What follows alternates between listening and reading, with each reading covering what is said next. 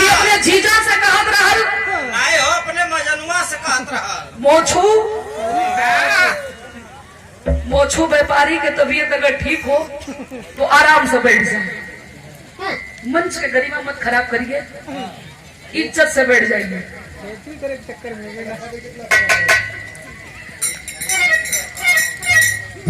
आए गीत सुना